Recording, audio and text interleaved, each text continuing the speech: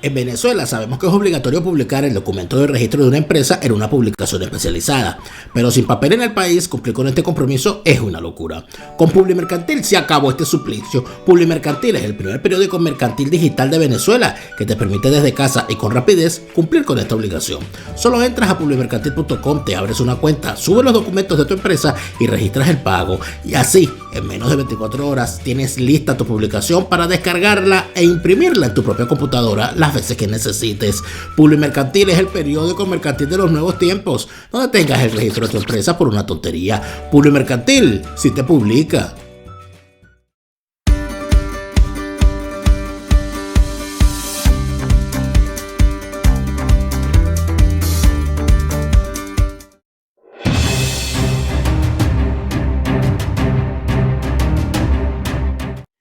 Alberto Franceschi, hay un gran problema. ¿Tú eres zurdo o eres derecho a la hora de lanzar la pelota? Cuando la lanzaba era derecho, ¿no? Eras derecho. Como sabes. O sea, no eres zurdo, por lo menos en ese sentido. Hay un gran problema, Alberto, que es la gran discusión de hoy en día, donde esa famosa frase de la campaña de Luis Piñerúa del 78, ¿con quién está tu compañero? Bueno, hoy ¿Con quién está tu compañero? Hoy la pregunta es, ¿tú eres de izquierda o eres de derechas? Entonces vienen, inclusive se hace ya no en términos agradables, sino en términos de acusación. Por ejemplo, si usted está de acuerdo con el tema A, tú eres de izquierda.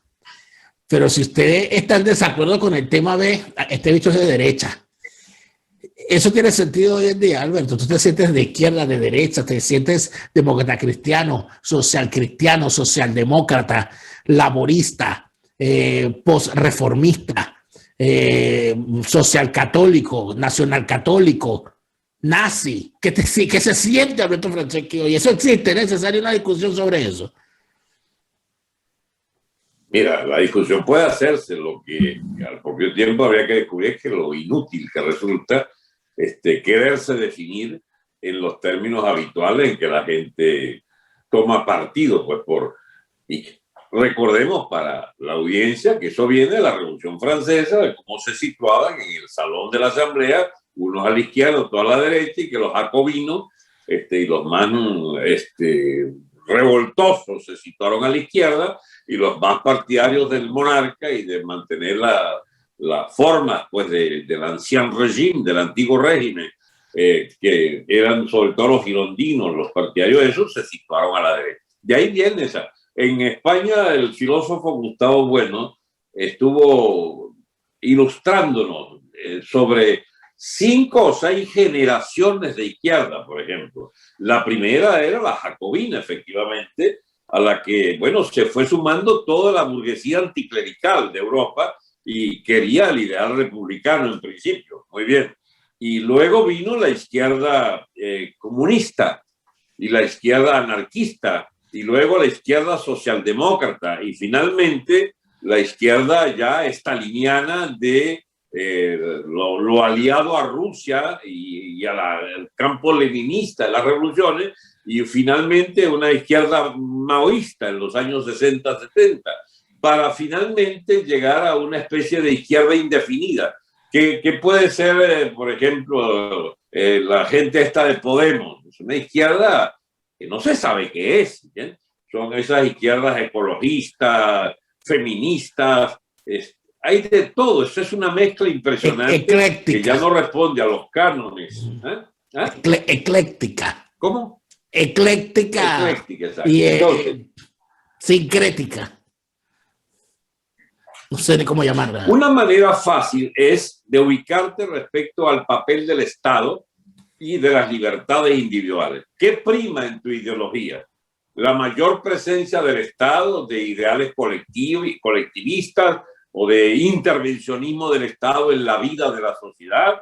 ¿O más bien prima el criterio, digamos, libertario? Y fíjate que contradictoriamente los libertarios, que son ahora los liberales a ultranza, bueno, eso era la derecha hace un siglo, porque eran partidarios del individualismo, de la economía de mercado a ultranza, y hoy parece mentira. Lo más progresivo, creo yo, que hay, lo más digamos, propicio para defender son las banderas de ese liberalismo, de la libertad de mercado, las libertades individuales. Allí mismo habría que distinguir entre las corrientes más o menos inspiradas en el cristianismo sobre el personalismo, la presencia de la persona en el centro del debate, o el individualismo, que es más bien la irreverente, ¿cómo se llama? El irreverente rechazo a toda forma de control de libertades individuales.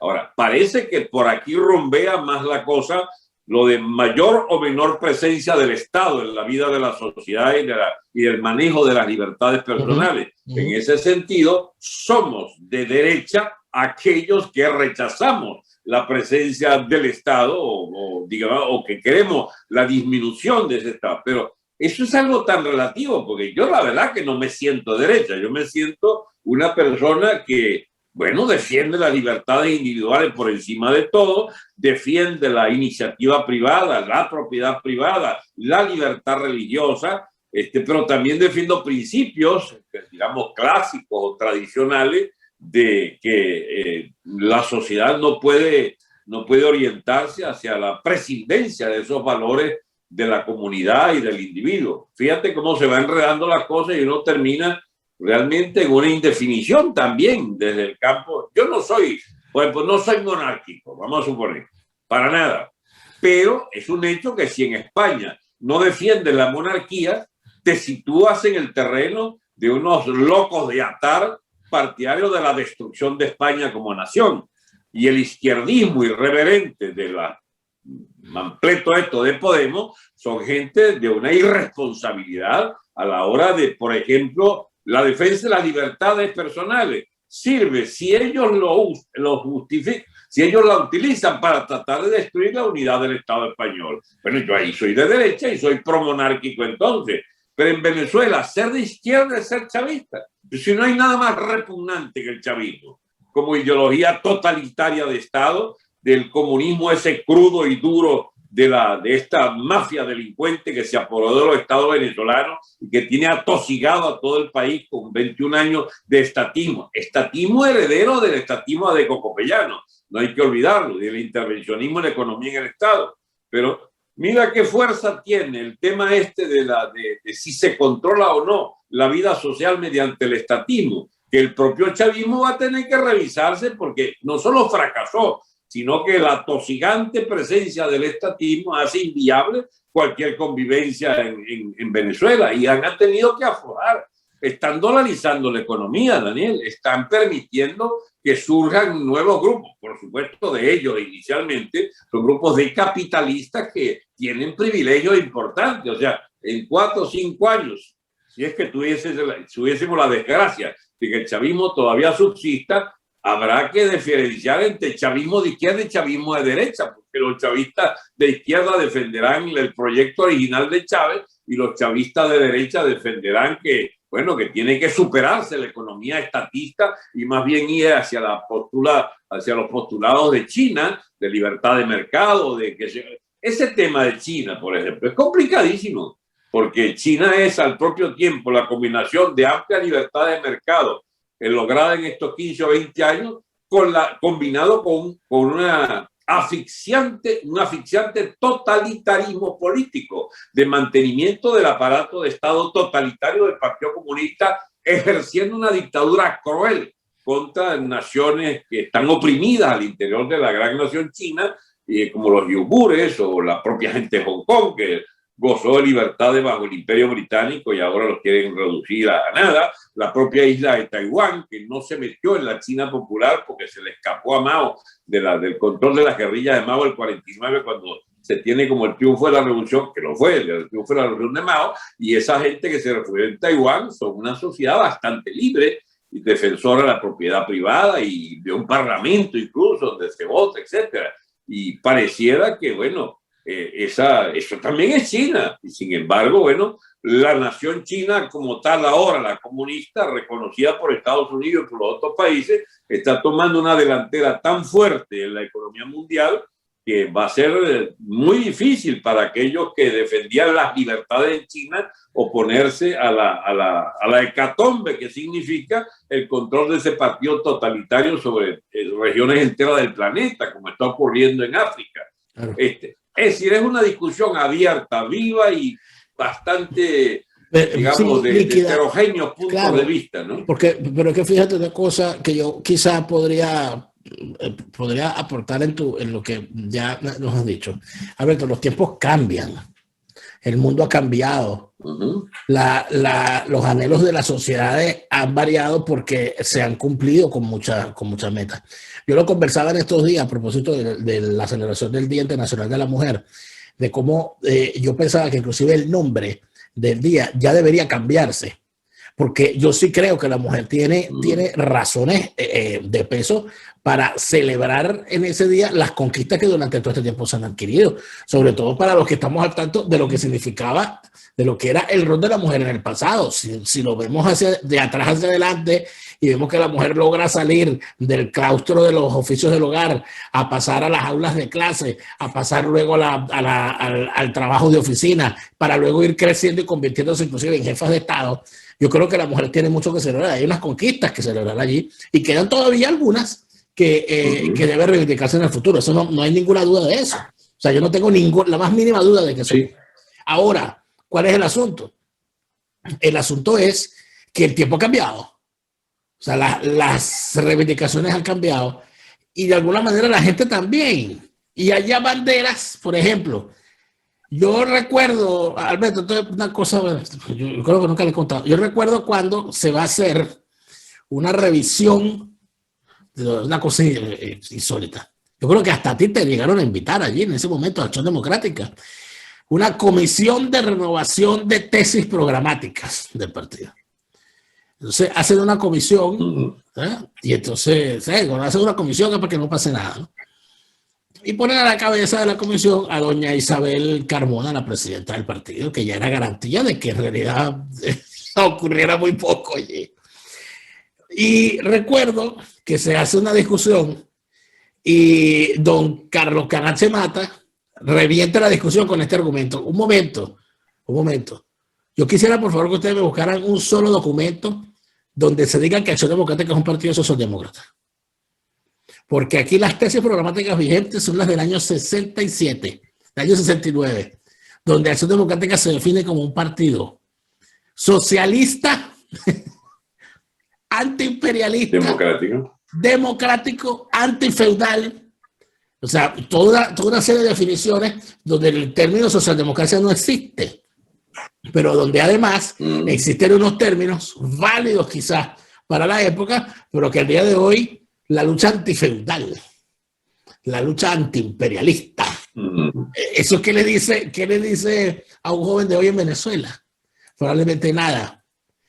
El asunto no será que más que hayan cambiado las ideologías, Alberto, que han cambiado los objetivos de la sociedad. Y por eso ya lo que un joven quiere hoy en el mundo no se lo ofrece un partido socialdemócrata. Por eso que está la crisis de los partidos socialdemócratas a nivel mundial, porque no están, o sea, ¿qué estás ofreciendo tú para mi futuro? O sea, la lucha antifeudal. ¿Y qué le dice eso a un joven venezolano? ¿No será que ya se agotaron las agendas más que la ideología? Esa es una buena definición. Las agendas de esto, que se conocieron como las ideologías propias del siglo XX, ya no va más. Y vuelve la discusión sobre valores tradicionales, aparentemente en desuso y desacreditados, que vuelven a estar en el centro de los problemas de la humanidad, a saber, la defensa de la familia, de la propiedad, el derecho de los no nacidos. Son cosas que vuelven por sus fueros, el derecho al culto, a tener tu culto, tu adscripción a un culto religioso determinado, en medio de una especie de laicidad obligada de la población y del Estado que busca en la cuestión de la educación, por ejemplo. Esto es vital en la discusión sobre qué libertades tienen los padres para, digamos, pretender o exigir que se les respete la educación religiosa a sus hijos.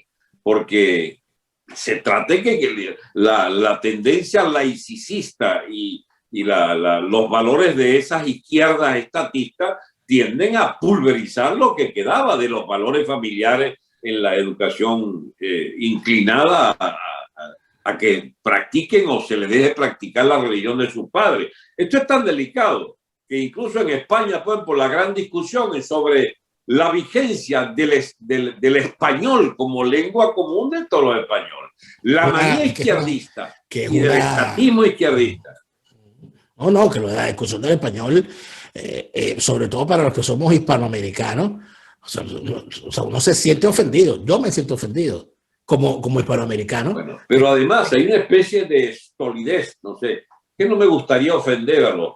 A ver, ¿por qué un catalán quiere que no conozcan el español que los comunica con 700 otros millones de habitantes y prefiere encerrarse sobre sí mismo en un catalán que lo practicarán 18, 20 millones máximo, pero que no le permite pues que sea una lengua universalmente que le dé ganancia pues a ese joven para su futuro? Y cuando te digo esto, te digo otra cosa aún más escandalosa. Están en la manía de imponer lenguas que cuasi existen o no existen. ¿Tú sabías que existe una vaina llamada el bable? El bable es una lengua que inventaron unos locos ahí en Asturias, ¿bien? Con algunas raíces en las tradiciones, no sé, de lengua de montañeses. Y pretenden que el bable sea lengua oficial de Asturias. Pero por favor, Asturias, la cuna de la España moderna, bueno, tiene unos partidarios del bable. Y es que se ha descubierto que detrás de cada manía por una lengua de esa hay un chiringuito, hay una ONG, hay alguien que quiere vivir esa vaina. Y entonces tienes defensores a ultranza de cuantas lenguas se te ocurra. Claro, porque de repente al Beto Franceschi se le ocurre que existe una lengua llamada el Franceschini, de la cual eres el único capaz de hacer un diccionario, y le impone una región el uso del Franceschini, donde él va a ser el que va a publicar todos los diccionarios que al venderse ya por allí va a haber mucha plata, pero además de eso tendrán que tener una certificación de la Escuela Oficial del Franceschini, dirigida por Alberto Franceschi, todos aquellos profesores que quieran dar clases de Franceschini, lo que hace que el Estado me dé una subvención a la escuela franceschista para que Franceschini sea la lengua oficial. Lo estoy explicando de esta manera porque eso es lo que hacen. Mira, eso es lo que hacen. Dani, si yo no hubiera visto ya, acompañado de mi amigo Gustavo Bueno, que me invitó a ver estas cosas, ¿no? Si yo no hubiera visto la televisora de Asturias poniendo avisos en los 3 idiomas, español, no, de 3 no, en 2 idiomas, el español y el bable. ¿Qué vaina es esta? Bueno, el bable. Son los mismos partidarios de que no haya baños de hombres y mujeres, sino baños mixtos, pero qué buena vaina. Pero no es una teoría. Ya va, yo voy al baño y me ocurre que han eliminado los urinarios, chicos. Son ofensivos. Estoy hablando hace 2 años que eliminar los urinarios porque tienes que obligado sentarte en una poseta. Pero qué buena vaina. Los urinarios son ofensivos. Para no ofender a los transfer ahora. Escúchame. Bueno, ya escúchame, tú ves, un país que ya perdió la chaveta a ese nivel, tú no hayas que pensar. La semana pasada fue entregado el Oso de Oro de Berlín, los premios al cine de la Academia Alemana del Cine, y se ha eliminado la premiación a la actuación por géneros. Por lo tanto, no se otorgó el premio a la mejor actriz y el mejor actor, sino que se entregó el premio, y no tenía que es verdad, premio a la mejor interpretación. Punto. No hay actrices y actores, hay interpretaciones, intérpretes. Lo ganó una mujer. Fíjate tú que eso sería comprensible. Eso sería comprensible. Lo que no es comprensible es que el señor Biden acaba de autorizar que los que se sientan mujer, así sean unos muy varoniles ciudadanos, pero que se declaran transformistas, se declaran transgénero, puedan competir en las competencias femeninas. Pero eso va a ser terrible para las mujeres. Entonces, va a ser terrible para las mujeres porque van a perder. Pero más allá de ese tema anecdótico, también me parece patético de paso esa discusión. Sinceramente, yo no sé hasta dónde. O sea, me parece que es una forma de distraer a la gente de lo verdaderamente importante. Debe ser, no tiene más nada que hacer. Pero fíjate, hay otra cosa, Alberto, que sobre todo, bueno, tú debes recordarlo, por supuesto, porque te tocó vivirlo, pero en los años 60 y 70, en América Latina, había temas que eran, o sea, esta cuestión de la ideología tiene mucho de fetichismo, ¿no? También.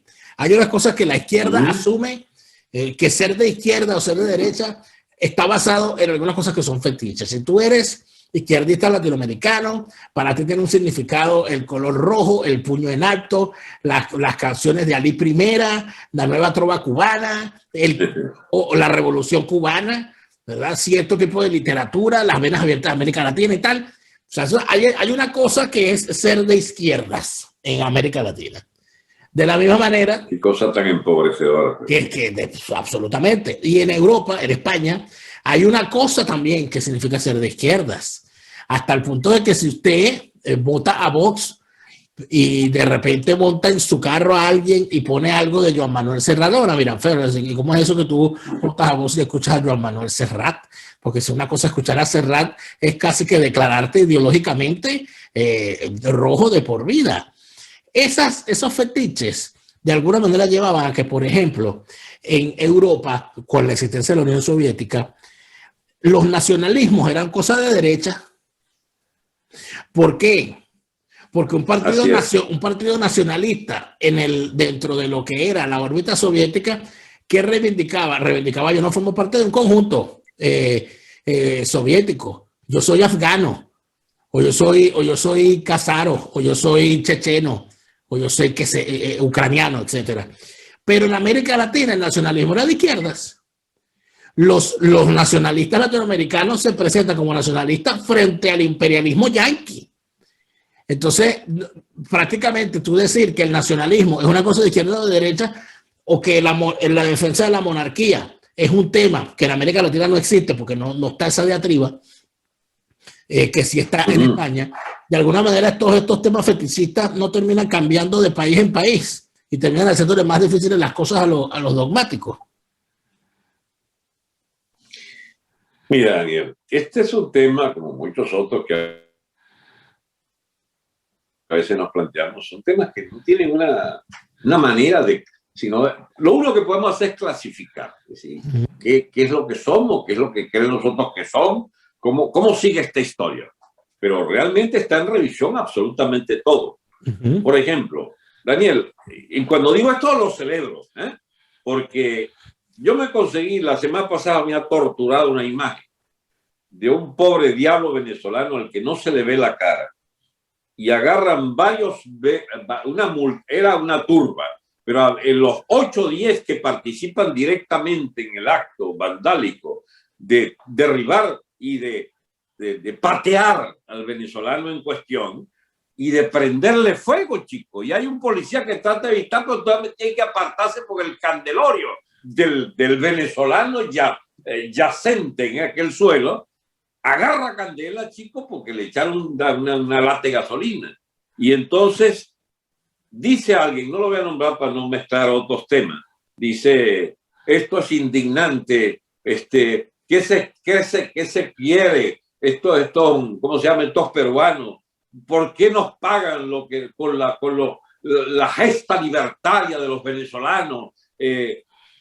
Ahí viene un problemita, porque en realidad la gesta libertaria de los venezolanos en Perú fueron contrarios al sentir de los peruanos que eran indígenas y que querían era ser parte del reino de España.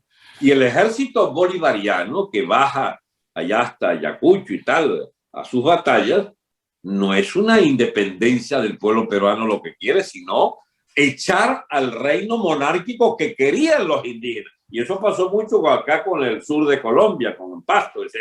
Una vez que uno empieza a bajar de los mitos de la independencia a las realidades de las verdaderas motivaciones de la psiquis colectiva que todavía debe quedar algo en aquel Bolívar rechazado en Lima por la burguesía y los acomodados peruanos, pero también por el pueblo llano que no quería las libertades bolivarianas. Entonces tú empiezas como a complicarte la vida, pero entonces todo este discurso ha estado, chicos, esto es un discurso falaz, toda la mitología venezolana sobre que éramos los redentores del resto de los llamados países ahora bolivarianos. Bueno, esa vaina le habrá servido a Chávez, ese tipo de ideología, pero el que quiera ver de frente la evolución de estas naciones tiene que situarse en que somos odiados por reminiscencia histórica o por, no sé, desalojo de la población local de algunos empleos que para el típico chauvinismo, no, que pagan contra nosotros, que son males del capitalismo. Claro, pero aquí, Alberto, el mito le sirve a una nación para mantener sus simbologías, pero el mito tiene dos caras, porque tú puedes tener como mito que somos una tierra de libertadores, pero otro país puede tener como mito que somos tierra de dictadores, de conquistadores y de gente mala. Porque si a la historia peruana vamos, un peruano podría decir que las dictaduras en Perú, el primer dictador en Perú fue Bolívar, no Fujimori. Y podría tranquilamente decirte un peruano que la tradición de dictaduras en Perú y tales cosas las trajeron fueron los venezolanos con su Bolívar. Eso lo podría decir un peruano y tendría como defenderlo. Entonces, ese tipo de cosas, por supuesto, nos lleva a confrontarnos con nosotros mismos. Yo creo que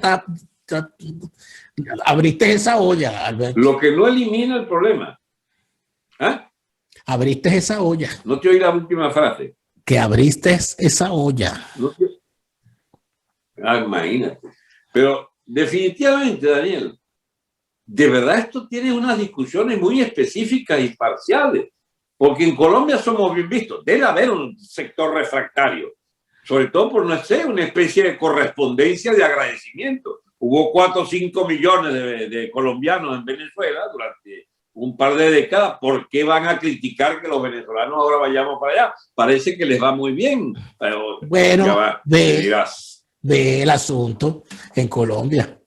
Se lo decía a Neomar Hernández en estos días. No olvidemos que Colombia son 5 países en uno. De alguna manera delimitados por los historiadores que han hecho bien en resumirnos a los humildes mortales lo que el devenir histórico ha hecho y ha convertido en Colombia. Hay alguno que habla y ese es un libro cuyo autor siempre se me olvida el nombre del autor, que habla de Daniel Pecó, que una nación a pesar de sí misma es Colombia. No es lo mismo la opinión de un bogotano que la opinión de un antioqueño. Por eso es que históricamente ha sido así. De hecho, si recordamos la constitución de los 2 principales partidos colombianos, viene no de las tesis de conservadoras y liberales clásicas. No, es que los conservadores eran bolivarianos y los liberales eran antibolivarianos. Y de alguna manera el hecho de que los liberales hayan tenido como zona fundamental Antioquia, Cúcuta, en la zona cercana, y los conservadores hayan sido fuertes tradicionalmente en la zona cundiboyacense, te explica a ti por qué Uribe está a favor de los antichavistas y por qué la señora alcaldesa de Bogotá ve con malos ojos a los venezolanos. Eso podría ser una explicación sencilla, simplista, pero que podría de alguna manera acercarse a la realidad. El problema es qué hacemos nosotros con eso, Alberto. Nosotros los venezolanos, ¿qué vamos a hacer con ese bolivarianismo chimbo y retrogrado que no nos está ayudando? Porque arrastramos con Bolívar por América Latina y llegamos diciendo a Perú, nosotros los hijos de Bolívar. Eso hace que los hijos de Bolívar los estaban esperando para pegarles candela después de 200 años. Mira, quien no haya sacado la conclusión histórica de que el predilecto de Bolívar, su sucesor, el señor Sucre, Mariscal Sucre, era el que las indígenas pastuso designaron como enemigo de raza casi, y a liquidar y lo matan sí. En Berruecos. Sí. Si no se entiende de dónde viene esa raíz de indignada rebelión contra el ejército bolivariano, al que llegan a hacer, y además atentando contra Bolívar, de hecho también, no se va a entender muchas cosas de esa Venezuela actual en emigración, vaya usted a saber con qué destino, porque ahora estaríamos confrontando nada más y nada menos problemitas tan básicos como, chicos, ¿de verdad el género humano supone esa convivencia universal de los humanos, de la humanidad civilizada? ¿O estamos devolviéndonos en medio de las crisis y de la inviabilidad de muchas sociedades a etapas ya pero superadas históricamente y que nos devuelven a fenómenos de barbarie, no sé, de la semibarbarie o ¿cómo se llama? Esas etapas, pues, de que vemos en la evolución de las sociedades humanas. A etapas primitivas. Vamos entonces ofendiendo a los pobres africanos. Nos estamos africanizando a una gran velocidad, porque en África resuelven muchas de estas cosas a lo Ruanda, una matanza de Hutus o de Tutsi, no sé, aquellas dos razas que a palo y a machetazos, chicos, se acabaron con 1,5 millones, 2 millones de muertos que hubo allí. Entonces, ¿cómo es esto, chicos? ¿Para dónde va esto? Entonces, las conquistas de la civilización y todas estas ideologías de pacotilla que han surgido, hay como que reubicarlas en el nuevo contexto. En realidad, no es que están, digamos, exhibiendo una carencia absoluta de coherencia todas las viejas tradiciones y las viejas definiciones y las llamadas adquisiciones de la cultura. ¿No será un mito completo de la cultura? ¿No será un mito completo la civilización y el estilo y el tipo de Estado y las ideologías? ¿No serán solo eso, ideologías pasajeras sin ninguna sustanciación? Porque eso es parte de lo que podríamos llamar el materialismo político, o sea, ver las cosas tal como se presentan ante nuestros ojos y no andar inventando una interpretación de las vainas, sino estudiar los fenómenos realmente como se presentan. Tenemos un problema de canibalismo en vías en Venezuela, con una sociedad hambreada. No, hay una recuperación, te van a decir. ¿Cómo recuperaste? Aboliendo tu moneda, porque es el dólar lo que manda ahora. Y no solo eso, sino que los capitalistas ahora son chavistas y pretenden reconstruir el capitalismo venezolano a vaina. Eso es una cosa distinta a la del comandante eterno. Eso es una cosa distinta a la pregonada socialización de los medios de producción, que resultó un soberano fracaso. ¡Qué sorpresa! Una enorme torta histórica la que puso el chavismo. Entonces, ¿qué es lo reivindicable para ese régimen? De su origen o de su evolución, si el resultado final es esta torta de un país, chico, reventado, sin moneda, sin empresa, sin nada, pasando hambre, viviendo de la delincuencia pura y dura. No sé, chico, como que hay que revisar muchas vainas entonces las ideologías. La pregunta final entonces sería, Alberto, ¿tiene salida ideológica? Es lógico pensar en que la salida del chavismo, la superación, más que la superación que abarcaría la salida del poder, el desplazamiento del poder y las fórmulas para conjurar cualquier fórmula de regreso del chavismo, pasa por algún tipo de reconversión ideológica, o por el contrario lo que correspondería es la renuncia a las ideologías. Bueno, pero es que necesitamos un cuerpo de ideas. Necesitamos una propuesta teórica y política para dar perspectiva a una gente que se llamó la nación venezolana y que de golpe, chicos, le han serruchado el piso, lo han dejado en el aire. O sea, ¿cómo salimos de esto? Es más bien la pregunta. Bueno, parece indubitable, ¿cómo se llama? Indudable, que se trata de reconstruir el Estado, que ha sido, de hecho, deshecho, que ha sido reventado, que el Estado, que descansaba sobre una economía de bienes nacionales y una articulación, una pirámide social, etcétera, buena o mala, existía como nación, todo eso fue resquebrajado y reventado. ¿Cómo reconstruir aquello? Es que empezar por cero otra vez, reconstruir el territorio, por ejemplo, y quitárselo a las mafias delincuentes de las propias instituciones del Estado chavista, que son delincuentes también, y rescatar la unidad de ese territorio que nos permitió convivir desde Gómez hasta 1998 y quizás algunos años de Chávez también, y que hoy está totalmente en bancarrota y totalmente en proceso centrífugo de dispersión completa, ¿cómo hacer para reunificar esa sociedad en base a algún eje? Ese eje tiene que ser propuesto y es la reconstrucción del Estado, que debe entonces articularse en una moneda, en instituciones que legitimen unas jerarquías sociales nuevas, una jerarquía política nueva, y es eso lo que está en discusión.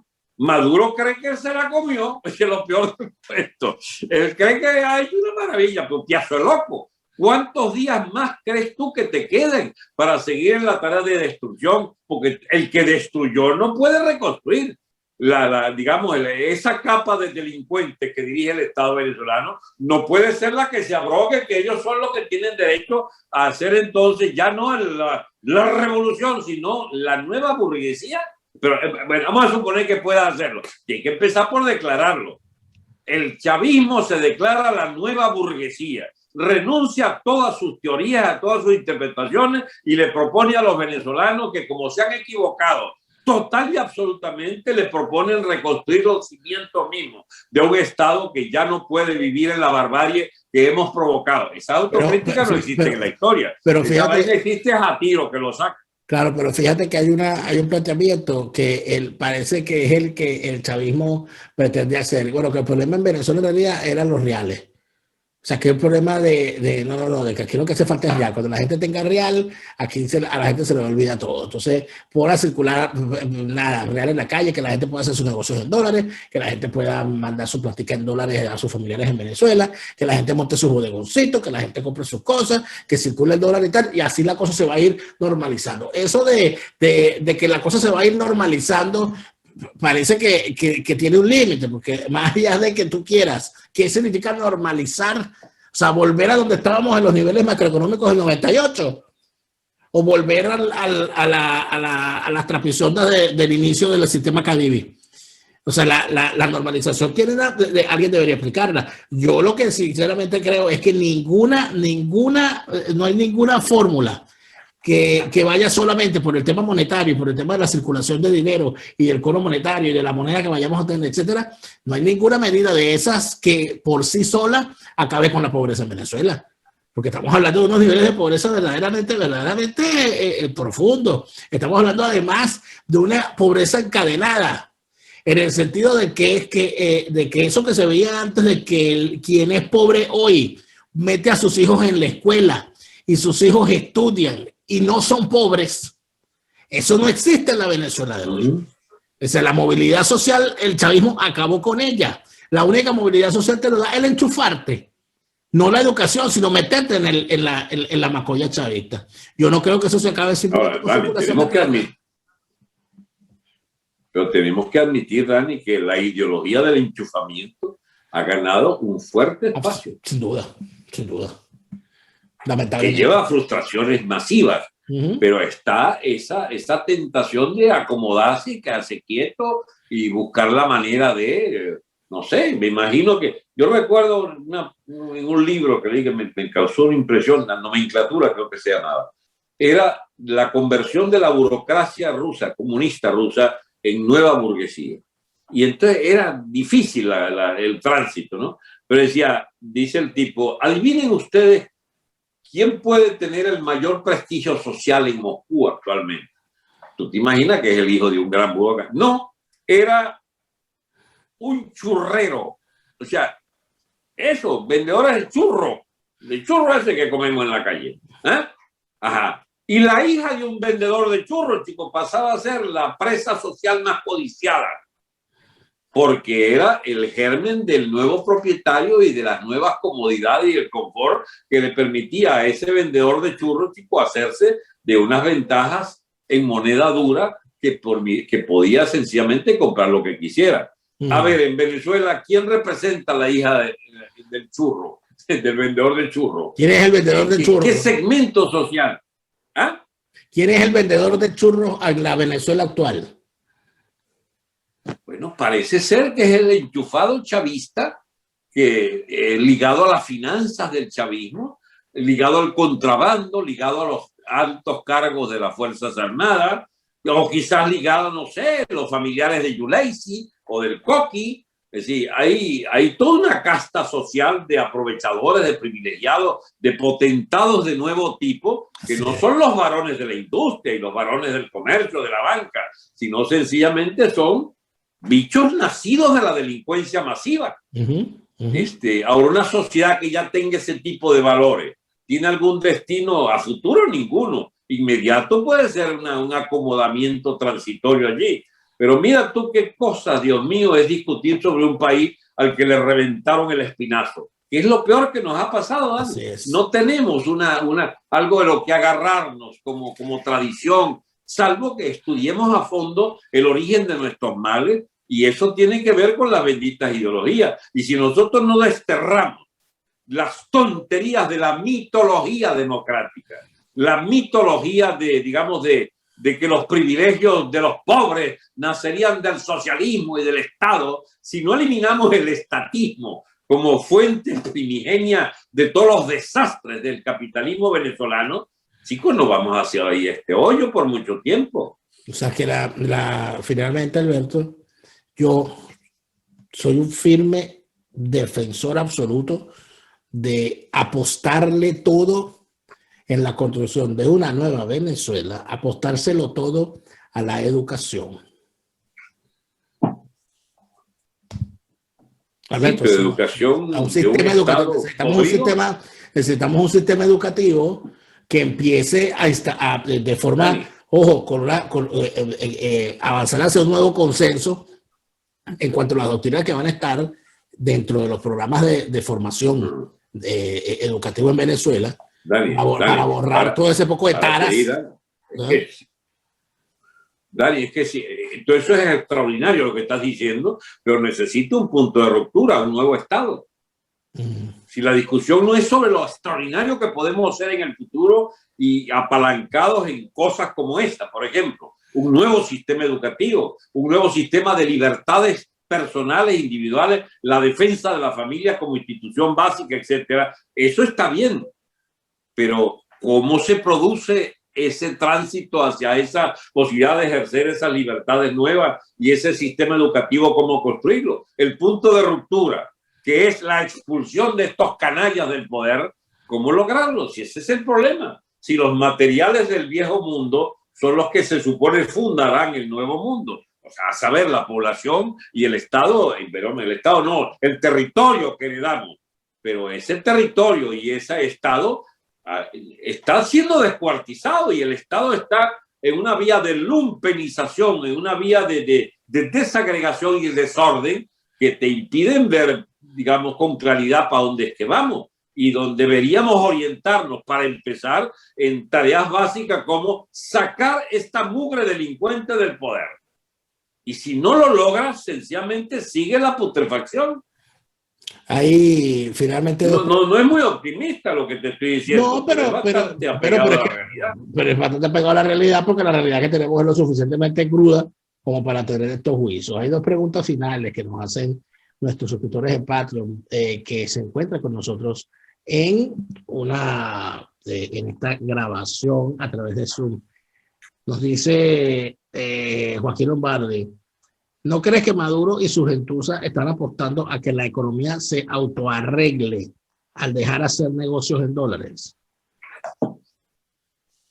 Ellos no pudieron hacer más nada, salvo dejar efectivamente que algunas cosas pasaran, porque las sanciones de Trump sí los afectaron, efectivamente. Pero sobre todo los afectó la torta del llamado socialismo y del estatismo de toda la economía de la empresa, y el símbolo de todo eso fue la pulverización de la moneda. Ellos, por supuesto, que tienen que echar mano a lo que sea. El más claro de todo es el Al-Zaini, con su control de las minas, sus guerrillas de guardaespaldas de la guerrilla chiita, aunque le mataron ahí al jefe de su guardaespaldas, árabes venidos de allá para defender a su príncipe, el Al-Zaini. O sea, esas cosas raras que han pasado en Venezuela nos señalan de que ha surgido una casta dominante del poder vinculada a la guerrilla colombiana, vinculada a las guerrillas del Hezbollah y del propio Estado iraní. Ya Rusia y China quedaron para los muchachos, no son, digamos, los garantes. La propia dirección cubana se está jugando su existencia misma, Dani, por las migajas que le llegan de Venezuela. Por cierto, no se sabe, o muy poco se sabe, de un estado de explosión generalizada de Cuba. En Cuba hay en este momento una especie de rebeldía espontánea de la gente que reventada de hambre y constatando la debilidad enorme de esa burocracia, se lanzó a la calle. No solamente eso, sino entonces, ojo que quizás hay algo que está ocurriendo en Cuba, que lo que está ocurriendo en Cuba hay que ponerle el ojo además como fenómeno cultural. Es decir, hay una emergencia en las calles de unos criterios donde cubanos nacidos, crecidos, criados y formados en revolución dicen, a mí la revolución no me sirve, yo no quiero seguir teniendo esto. La odian.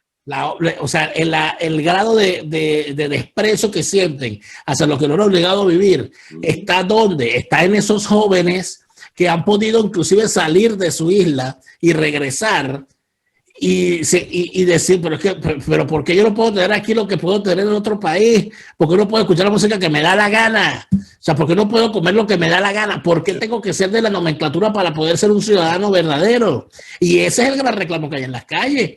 Al ni siquiera poder expresar cosas tan básicas como la libertad de expresión. Esas son las cosas que están ahorita en las calles de Cuba, en los recodos culturales. Esas son las grandes discusiones. ¿Y saben por qué lo traigo a colación?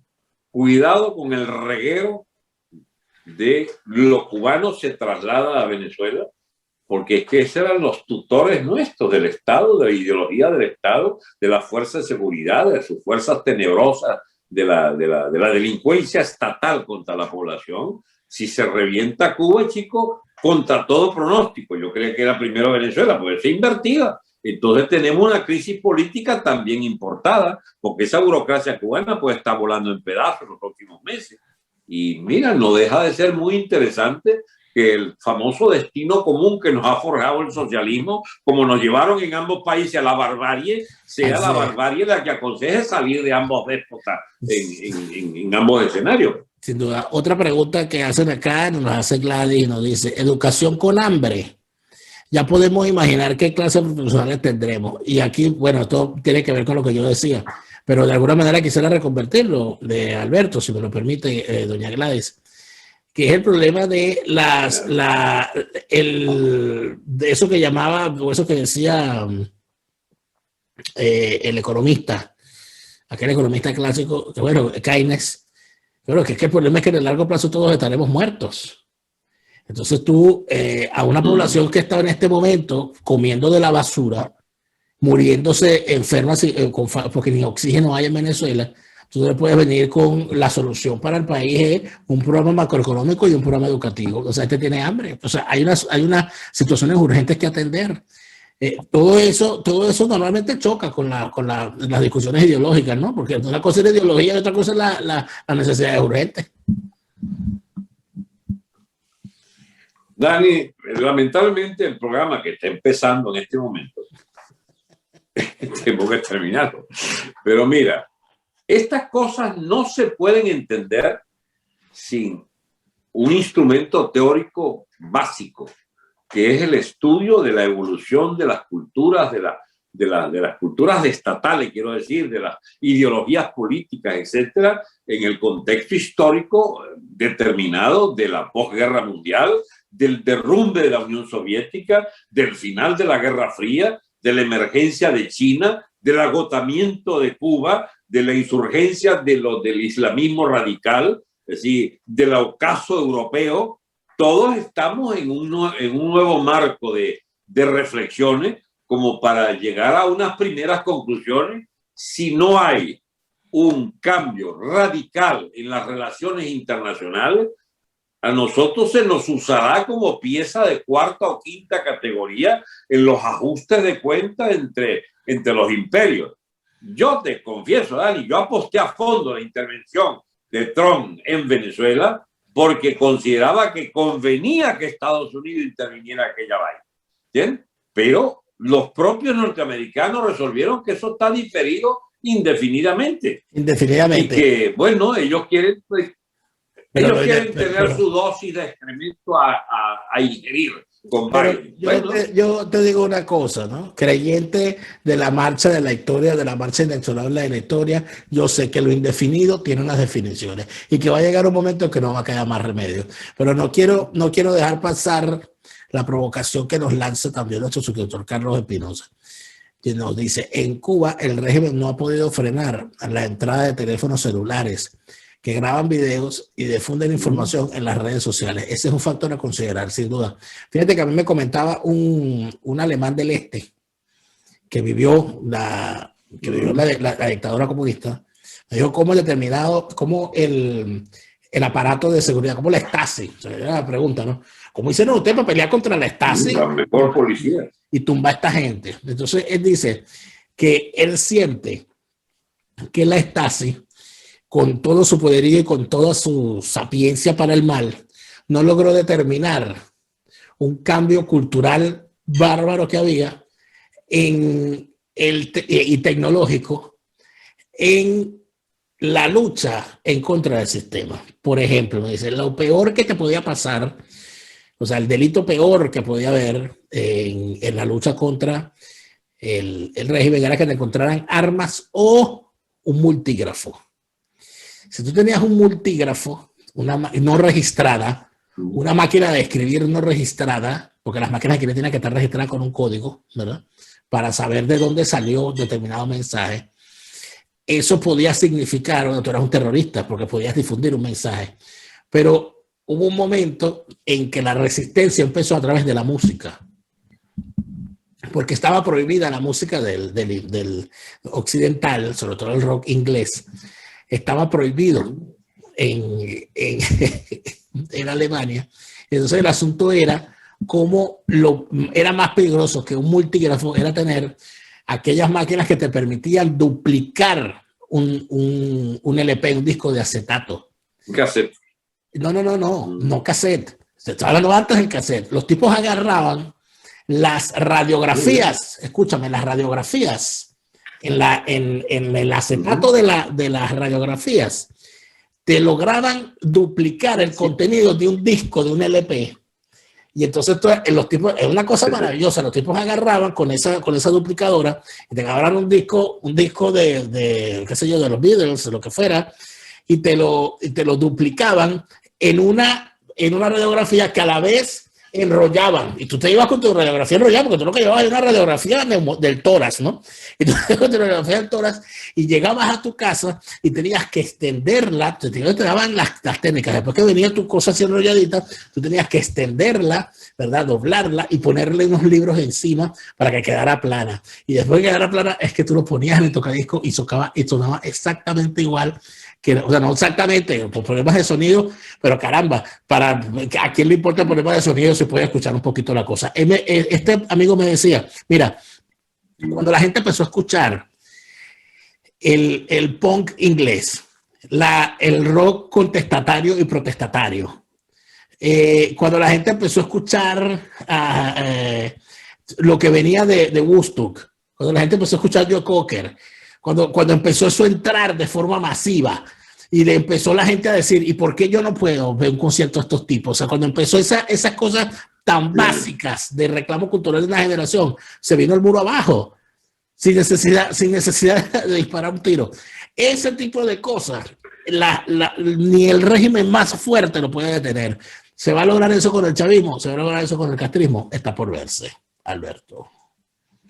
Hay paradojas, Dani, que hay que para seguir en tu hilo final, ¿tú sabes cuál es la aplicación más popular de la rebelión cubana detrás de la música esta de Patria y Vida, como se llama la canción esta, que la repiten todos, Patria y Vida, en lugar de opuesto a Patria o Muerte de Fidel?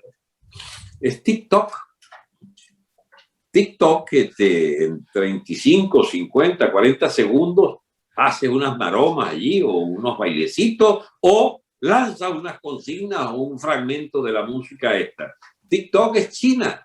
Mira tú para qué sirvió la gran TikTok china contra el Twitter y contra... Ajá. Otras vainas no han logrado el éxito impresionante que ya tiene TikTok en China en los celulares en TikTok en Cuba, producto de esa penetración de los chinos en la gran tecnología de masa que no logran ellos mismos controlar ahora. ¿Qué van a hacer ahora? No, que no hay manera, porque aparte de eso, es prácticamente hecho a la medida de la necesidad. Un mensaje de 30 segundos hecho con cualquier celular, que se puede ver en cualquier celular con poca potencia de señal del internet, que es la que tienen en Cuba.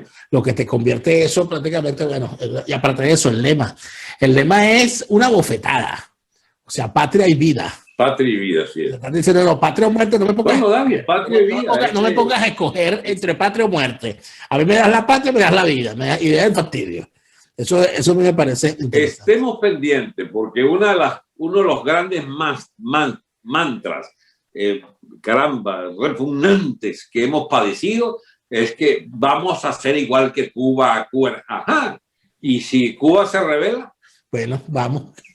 Se acabó la. No, se convierte en mal de la felicidad. Esta de digamos, que esperamos 60 años. No, se convierte el mar de la felicidad en un mar de la felicidad real. Nos bañamos todos ya en Varadero, ¿cuál es el problema, verdad? Pero okay, se acabó esto. Gracias, Alberto Franceschi. Gracias a todos ustedes, amigos, por habernos acompañado. Lunes ha sido hasta la semana que viene.